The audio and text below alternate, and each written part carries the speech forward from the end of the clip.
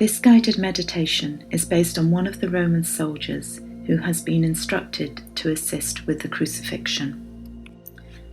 You had been drafted to this posting in Judea. It was one of the worst postings in the Roman Empire because you had to deal with zealots, those freedom fighters who threatened the Roman authorities. But you only had a few months left in this God-forsaken place, and so you were counting off the days until you would be posted somewhere else in the great Roman Empire. Today, you had been instructed to assist with an execution, a crucifixion to be more precise. These tended to happen quite often, and sometimes it was quite satisfying for you and the rest of the soldiers to finally shut the mouths of those miserable zealots who brazenly taunted and threatened you all. To be able to show them who had the authority and power felt good. But today, one of the prisoners isn't like those zealots, or come to think of it, like any you have seen crucified before. One of the other soldiers had recounted to you how they had arrested him in the garden, which is just outside the city, late last night. He had been taken to the high priest's house first, as was the custom with these Jews. He had then ended up before Pontius Pilate in the early hours of the morning, who had apparently ordered for him to be whipped. You and your regiment had been called to help with the crowds that had started to appear outside Pilate's headquarters. Jerusalem was packed with people, as it was one of their Jewish festivals, the Passover, and word had obviously got out because there were hundreds of people here. You studied them from your position, eyes scanning the scene, senses alert, checking that there would not be any trouble. What can you see? What are the crowd doing? It is noon, and the sun is high in the sky, and you can feel the heat as it shines down upon you, making you feel hot under the armoury you've been ordered to wear. Pilate has just taken his seat on the judge's bench at a place called the Stone Pavement, and as he did, you were all instructed to stand to attention. The collective movement of you and the rest of the soldiers silenced the crowd, and then 2 guards, along with the prisoner, marched towards Pilate. You could see by the way the prisoner moved that the whipping he'd received had left him within an inch of his life. You knew how the soldiers liked to see how far they could flog a man without allowing him to die. For some, the lust of blood was great. For you, you just wanted to keep the peace, do your duty, that was it. But as you looked across to this prisoner from where you were, and saw the twisted crown of thorns upon his head and a purple robe that had been draped across his bloodied shoulders, you realized that the soldiers had been mocking him. Pilate addressed the crowd and said, "Here is your king." Now you understand. But was this man really any threat? You cast your eyes his way again. He can barely stand. He looks so weak and small, harmless enough, a bit of a dreamer really, not some rebel leader, and definitely not a king. Yet, obviously Pilate's words have upset the crowd, for they are shouting, "Crucify him! Crucify him!" How do you feel? You and some of the other soldiers have been drafted into the procession taking the prisoners to the site of crucifixion. It is outside the city at a place called Golgotha. You are in the courtyard getting the prisoners ready to walk the streets, but you can hear the crowds outside, and this is not going to be an easy task. You grab your spear and make sure that your sword is fastened safely to you.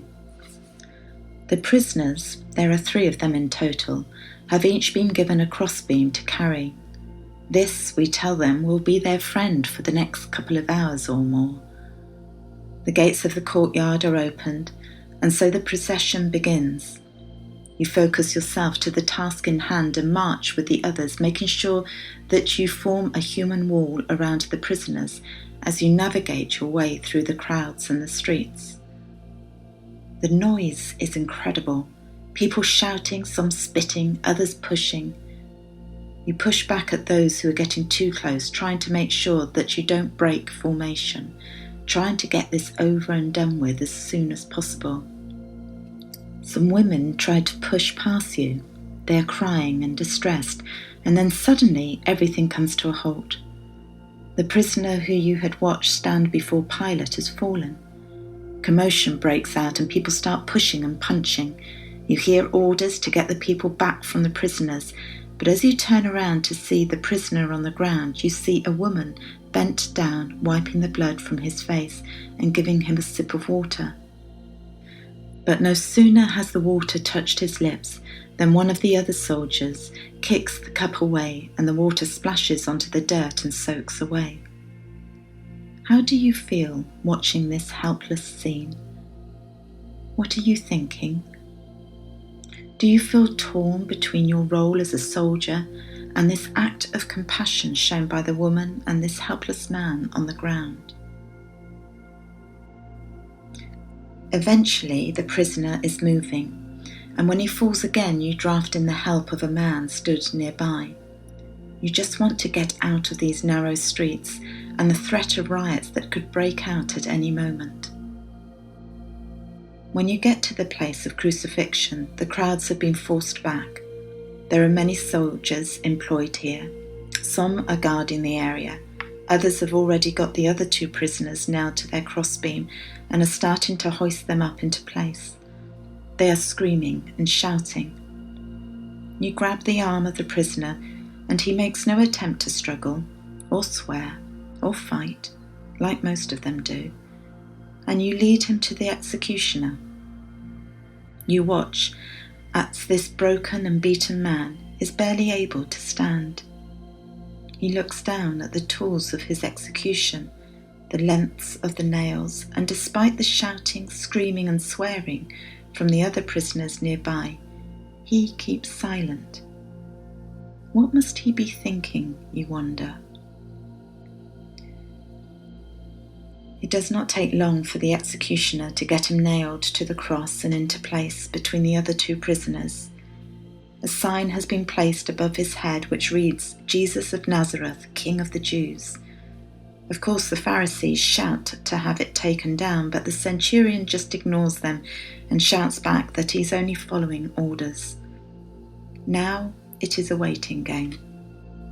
The crowds have quietened down a bit as they're just waiting for the prisoners to die. Every now and again, someone shouts abuse over to the prisoner. Sometimes they mock him, suggesting that he should save himself or ask God to deliver him. You wonder what threat this prisoner is. Surely they have got what they wanted. Someone shouts, "If you are the Son of God, come down from the cross." You know that was impossible. Only the soldiers could get a person off the cross, and that was always when you knew the job had been done and they were dead. Whilst you waited, time was spent playing games, drinking wine and dividing up the spoils. The tunic of the prisoner was being held up ready to be divided, but then one of the other soldiers says that it is seamless, that it has been woven in one piece from the top. So he suggests that it should not be divided, but that lots should be cast for it. You cast your lot, but lose. Darkness begins to creep over the whole land, and you look at the other soldiers questioningly. The wind starts to whip up, and the clouds seem to roll menacingly in the sky. You don't like it, and you know the others don't too. A shiver goes down your spine. You and the rest of the soldiers grab your swords and hold them out in front of you, pointed towards the crowds. The last thing you need now is for them to be spooked and a riot to start. What are you thinking? How do you feel? Suddenly the prisoner shouts at the top of his voice, You turn around and he appears to be looking up to the sky as if he's calling someone. He says, "My God, why have you forsaken me?" You don't really know who he's talking to. Perhaps it is that God of his, but you can't really see what good he will be now. Someone shouts that the prisoner is calling for Elijah, and another runs past you. You turn to grab him, but he's too quick. He grabs a sponge and fills it with some sour wine and then puts it on a stick and holds it up to the mouth of the prisoner. You decide that it's better to watch the rest of the crowd than to worry about this one man. After all, you don't think it will be long before this prisoner is dead. And it isn't, because a loud cry comes from his lips before his last breath is expelled, and his body, that had been previously contorted in pain, slumps helplessly on the cross. All life drains from him. Simultaneously, you hear a loud rumble, and then the ground beneath you starts to shake. You steady yourself, holding out your arms for balance. You drop your sword. People start screaming and running in different directions. The other soldiers look perplexed and concerned. Chaos is all around you. Amongst it all, you notice a group of women and a man move towards the foot of the cross. They seem oblivious to what is going on around them. Their attention is only on the lifeless body hanging on the cross. They are weeping and comforting one another. They must be his family. You and the other soldiers and the Centurion look at this scene before you, and then you hear the words, "Truly, this man was the Son of God." What are you thinking?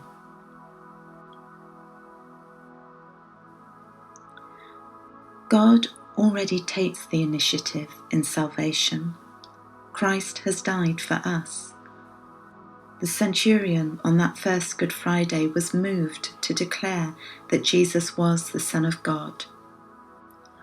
What will move you this Easter?